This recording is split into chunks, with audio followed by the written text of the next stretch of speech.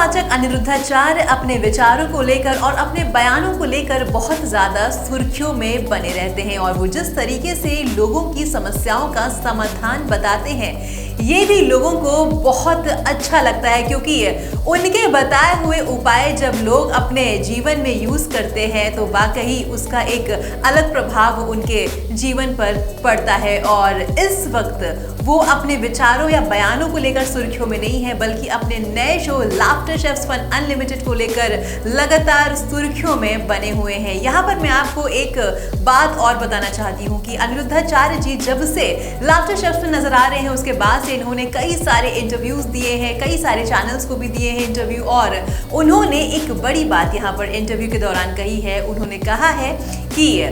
अगर उन्हें मौका मिला तो वो फिल्मों में काम जरूर करेंगे, लेकिन फिल्मों में काम करने के पीछे एक शर्त होगी और वो शर्त फिल्म मेकर को माननी होगी। क्या है वो शर्त, आइए जानते हैं डिटेल में। जिस तरीके से कथावाचक अनिरुद्धाचार्य जी को ये शो ऑफर हुआ है, कोई बड़ी बात नहीं है कि उन्हें कल को कोई फिल्म भी ऑफर हो जाए। और ऐसे में जब उनसे ये सवाल पूछा गया कि क्या फिल्मों में वो काम करना पसंद करेंगे, तो इस पर महाराज जी कहते हैं बिल्कुल वो काम करना पसंद करेंगे, लेकिन कुछ शर्तों के साथ, और फिल्म मेकर्स को महाराज जी की ये शर्तें माननी होगी। वो कहते हैं कि अगर फिल्म धर्म पर आधारित होगी तो वो जरूर करना पसंद करेंगे। अनिरुद्धाचार्य जी ने कहा, मैं वहां आने को तैयार हूं जहां से मेरा देश, मेरा यूथ धर्म से जुड़ने को तैयार हो। अगर मैं पूरे देश को धर्म और अध्यात्म से जोड़ पाऊं, अच्छे कामों में लगा सकूं, अच्छे कामों के लिए मैं कहीं भी जा सकता हूं। उन्होंने आगे कहा, अगर कोई फिल्म मेरे और धर्म के अनुकूल फिल्म हो, अध्यात्म से जुड़ी हो और समाज को पॉजिटिव मैसेज देती हो तो मैं कर सकता हूँ। देखिए, मैं वहाँ आने को तैयार हूँ जहाँ से मेरा देश, मेरा भारत, मेरा यूथ धर्म से जुड़ने को तैयार है। यदि मैं पूरे देश को धर्म से जोड़ पाऊँ, आध्यात्म से जोड़ पाऊँ, अच्छे कामों में लगा पाऊँ, अच्छे कार्यों से जुड़ पाऊँ, तो अच्छे कार्य के लिए मैं कहीं भी जा सकता हूँ। जहाँ मेरा भारत एक आध्यात्म के पथ पर चलने को तैयार है, यदि धर्म के पथ पर चलने को तैयार है, तो धर्म के राह पर चलाने के लिए मुझे कहीं भी जाना पड़े तो मैं वहां जा सकता हूँ। धर्म मेरे अनुकूल फिल्म हो, धर्म के अनुकूल फिल्म हो, आध्यात्म से जुड़ी हो, जिससे समाज को एक पॉजिटिविटी प्राप्त हो। तो अच्छी पिक्चरें हैं जो सबको कनेक्ट करती है ना, पारिवारिक, वो पिक्चर बागवान की, ऐसी कुछ पिक्चरें हैं, मूवी अच्छी हैं जो देखी गई। बढ़िया कलाकार जो आज तक मैंने नहीं देखा कि उन्होंने गलत प्रचार किया, तो गोविंदा जी वो गलत प्रचार करने से लगभग बचते हैं। तो उनकी पिक्चरें भी काफी कुछ प्रेरणादायी भी होती हैं, कुछ हंसाने वाली भी होती हैं, तो वो ठीक है। स्वर्ग पिक्चर है ना, ऐ मेरे दोस्त लौट के आजा वाला गीत जिसमें है, वो एक फैमिली पिक्चर थी। स्वर्ग शायद में नाम शायद श्योर नहीं है, स्वर्ग पिक्चर थी गोविंदा जी की, जिन्होंने उसमें ये वाला गीत है, ऐ मेरे दोस्त लौट के आजा, ये वाला गीत। और आप लोग बहुत अच्छे से जानते हैं कि अगर अनिरुद्धाचार्य जी पर कोई फिल्म बन गई या फिर अगर वो किसी फिल्म में किसी कैरेक्टर में नजर आ गए तो वो फिल्म कितनी ज़्यादा हिट हो जाएगी। और ये फिल्म मेकर्स के लिए भी एक बहुत बड़ी बात होगी, क्योंकि जब कोई बाबा इतना ज़्यादा फेमस होता है कि उसकी टीआरपी जो है, उसकी जो फैन फॉलोइंग है वो करोड़ों में हो जाए, वो लाखों में नहीं करोड़ों में हो जाए, तो उसके बाद अगर उसको आप कास्ट कर लोगे तो आपका ही फायदा होगा। तो हाँ, अनिरुद्धाचार्य जी के हिसाब से अगर कोई फिल्म होती है तो वो यहाँ पर ज़रूर करना चाहेंगे, और उनका कहना है कि धर्म और अध्यात्म से जो पूरा मामला है, जो पूरी फिल्म है, वो जुड़ा होना चाहिए। आपको बता दें कि जो सबसे खास बात अनिरुद्धाचार्य जी में है वो ये है कि वो जिस तरीके से अपनी बातों को पेश करते हैं, उनका तरीका बहुत ही अजब गजब है। कहने का मतलब ये है कि आपने बहुत सारे बाबाओं को, महाराज जी लोग को सुना होगा, और इनका जो अंदाज है वो बहुत ज़्यादा निराला है, क्योंकि वो अपनी बातों को जिस तरीके से पेश करते हैं, जिस तरीके से कॉमेडी के साथ अपनी बातों को पेश करते हैं, वो अपनी बात भी कह देते हैं, सामने वाला उनकी बात भी समझ जाता है और हंसते हुए हंसाते हुए वो अपनी पूरी बात लोगों को समझा देते हैं। तो ये भी बहुत बड़ी स्किल होती है जो हर किसी में नहीं होती है। वरना महाराज लोग को तो आप लोग देखते ही होंगे कि बहुत ही सीरियस टाइप के होते हैं, सीरियस जोन में होते हैं, लेकिन इनका जो फेमस हुए हैं और इनकी जो टीआरपी बढ़ी है वो इसी वजह से ज़्यादा बढ़ी है कि इनकी बातें जो हैं, बातें जिस तरीके से ये लोगों के साथ करते हैं, कई बार ये गलत भी बोल जाते हैं तो उस पर माफ़ी भी मांगते हैं, कई बार अपनी बातों की वजह से ये ट्रोल भी हो जाते हैं, लेकिन कई बार ये अपनी बातों से लोगों को इतना हंसाते हैं कि अगर कोई टेंशन में भी हो या कोई खराब मूड में हो तो उसका जो मूड है वो वहाँ पर सही हो जाए। तो ये हर किसी में क्वालिटी नहीं होती है जो हमारे महाराज जी में है।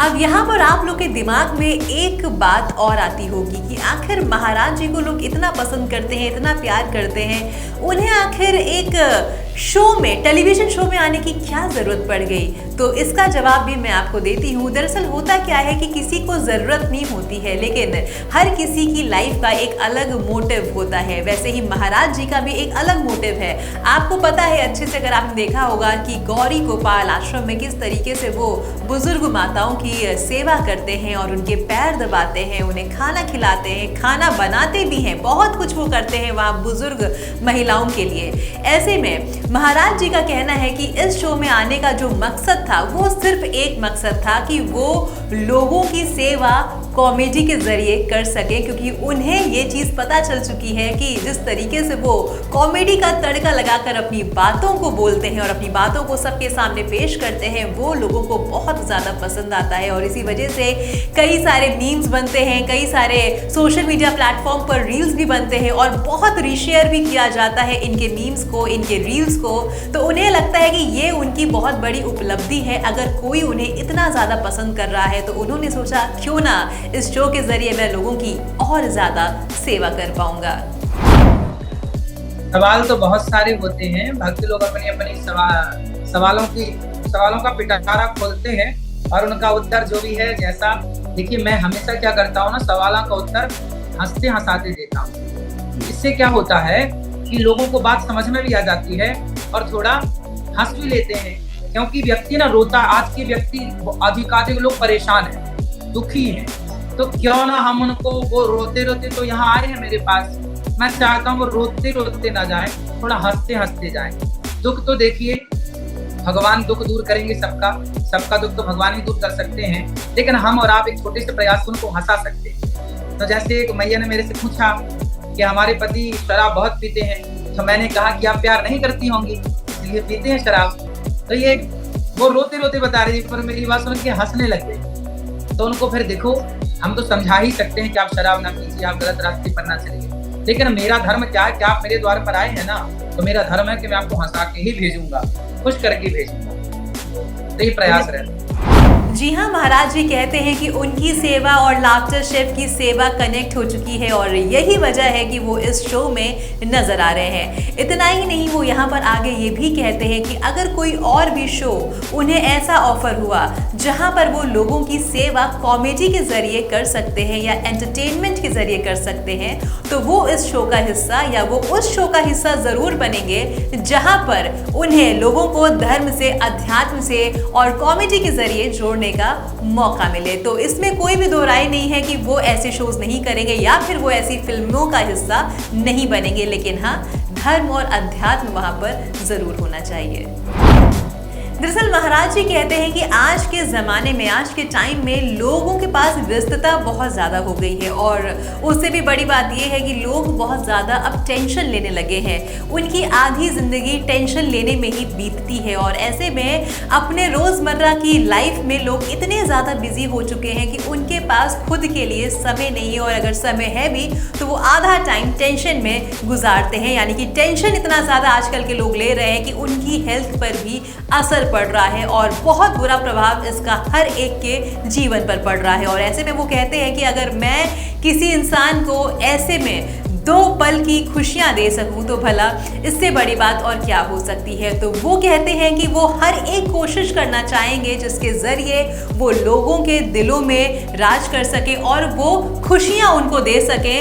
जो लोग चाहते हैं। जैसे कि उनको नहीं मिल पा रहा है, टेंशन में लोग बहुत ज़्यादा रहते हैं, तो ऐसे में महाराज जी कहते हैं कि अगर मैं किसी शो के जरिए वो खुशियाँ उनकी ज़िंदगी में ला सकूँ, उनको हंसा सकूँ और उनके लाइफ का गम खत्म कर सकूँ तो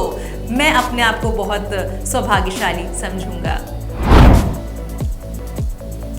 जहां एक और महाराज जी की इतनी तगड़ी फैन फॉलोइंग हो चुकी है तो वहीं दूसरी ओर वो लगातार ट्रोल भी होते हैं, लेकिन इसे भी वो बहुत ही पॉजिटिव तरीके से देखते हैं। वो कहते हैं कि अगर कोई आपको ट्रोल कर रहा है तो इसमें आपको कुछ भी नेगेटिव देखने की ज़रूरत नहीं है, बल्कि आपको उसमें भी समझना चाहिए कि ठीक है, अगर आपसे कोई गलती हो गई तो आप उसके लिए माफ़ी मांग सकते हो। यानी कि इतना ज़्यादा उनके अंदर पॉजिटिविटी भरी हुई है कि वो हर एक चीज़ को, नेगेटिव चीज़ों को भी वो पॉजिटिव में कन्वर्ट कर लेते हैं। ये महाराज जी की यहाँ पर ताकत है और ऐसे में उन्हें कोई भी फर्क नहीं पड़ता कि कौन उन्हें ट्रोल कर रहा है, किस बात के लिए ट्रोल कर रहा है, कितना ट्रोल कर रहा है और कब ट्रोल कर रहा है। वो कहते हैं कि मुझे इन सब से कोई भी मतलब नहीं है, मुझे सिर्फ एक चीज़ से मतलब है कि मैं लोगों की ज़िंदगी में खुशियाँ कैसे घोल सकूँ।